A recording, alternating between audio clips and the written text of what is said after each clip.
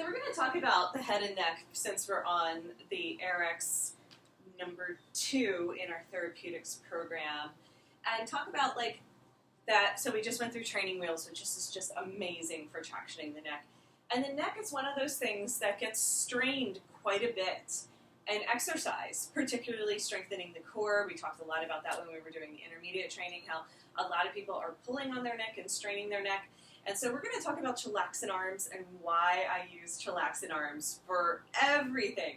And if the neck is ever feeling strained, I want you to either do one arm, which I call the supermodel, just support your head like, okay, just rest back into it, or both arms and do Chillaxin. I'll actually do this one backwards so you guys can see what I mean. So from our sumo squat, I'm going to come in a little bit faster.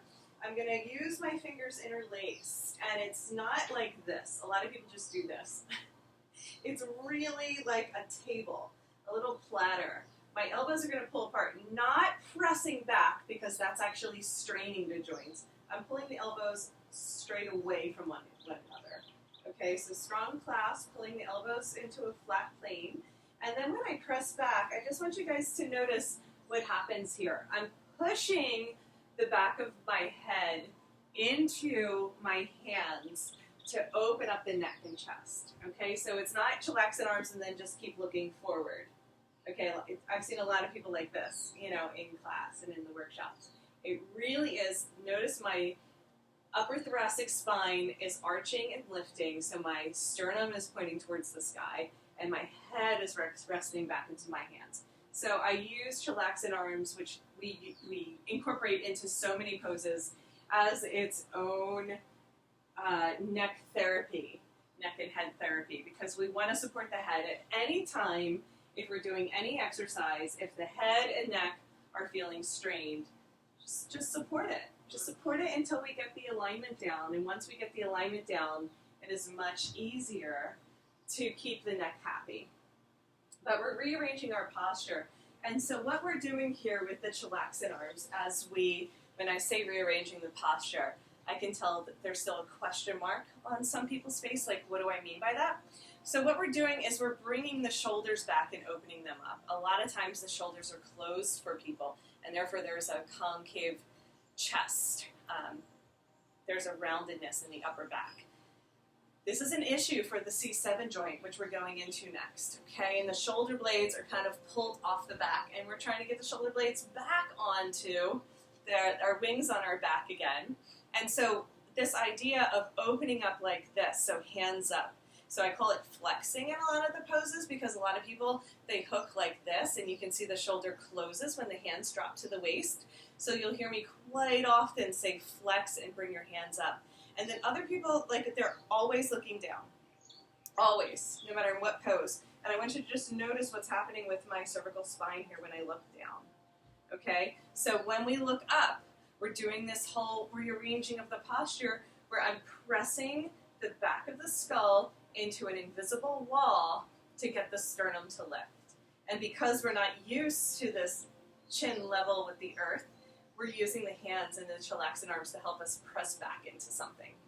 So it actually is so important, and it's just something that in time has evolved into this whole unique practice of using Chillaxin arms. So let's just practice the Chillaxin arms and feel that before we move on, because it is a real essential part of healing the neck and head. It does also work with the shoulders because the C7 joint will actually get a lot of relief from using the Chillaxin arms. So let's come back into our sumo.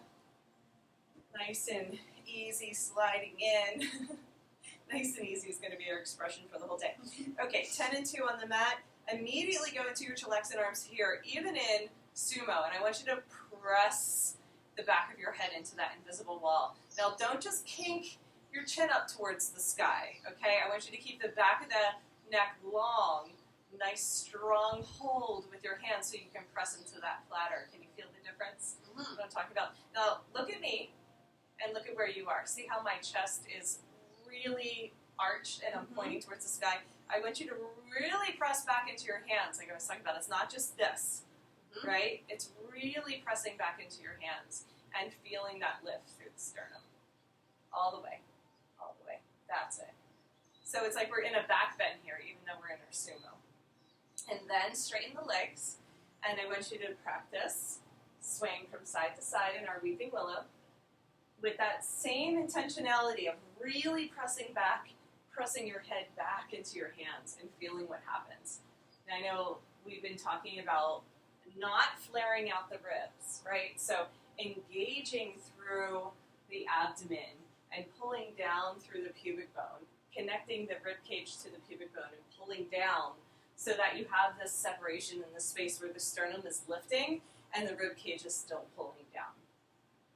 So the openness is in the upper thoracic spine instead of just pinching into the kidneys. Lower back is long, just like the upper neck, the back of the neck is long, right? We're not crunching anywhere along the back body. Awesome. And then we're just going to revisit one more time how we can come from our weeping willow into Chillaxin and go into Chillaxin arms here. So this whole idea of rearranging the posture to release the tension in the upper back, the upper body, is keeping the hips heavy, the heart open, and then the head relaxed back. So really allowing there to be space for the spine to get that nice big curvature in the upper thoracics. Lower back is long. And I found when we're just hanging out here, using the forearm press, or some people even let their arms drop, there's strain in the neck. Okay, so just don't use the Chillaxin arms for a second and just notice what's happening in the neck. So these front muscles, the sternal, mastosternocleidomastoid, the MCS, they're very hard to pronounce, but these are overworking, and then the back of the neck is weak, and therefore it gets strained easily. So we want to really give those front neck muscles a break and use our hands to support. Okay? Really important. We're going to go back to our training wheels and add another sequence in here. And it's mainly just because it's fun to do. It's not necessarily just for the neck. But when we come back from our neck stretches, we're just going to finish up with the leg loops nice and high, standing, holding on at the top. And we are going to do some leg lifts. So after I do the neck exercises, and it all kind of makes sense when we understand using the full length of the spine and the connection of the torso of the neck to the lower back, then we're going to learn how to do, so even here, I want your gaze to be further up than it normally is, right? So if there's any tendency to look down, I want you to just practice lifting your gaze a little bit higher, either at eye level, quote unquote, or even a little bit higher, and just notice what that does for the neck. And so in all these poses, we're going to lift the legs. And I call it training wheels because lifting the legs can be really challenging for people without using the leg loops. And so we're learning how to lift and strengthen our core, finding that connection between the lumbar spine and the cervical spine, and noticing if we can use our core without straining the neck, right? So a lot of times when people are doing sit-ups on the floor, there's a lot of neck strain and just kind of pulling on the head. And in these poses, we're strengthening our core without using our head at all. Does that feel good? Mm-hmm. Yeah. And if we want to add a little bit more strength, we're going to do a little bicep curl and lift at the top.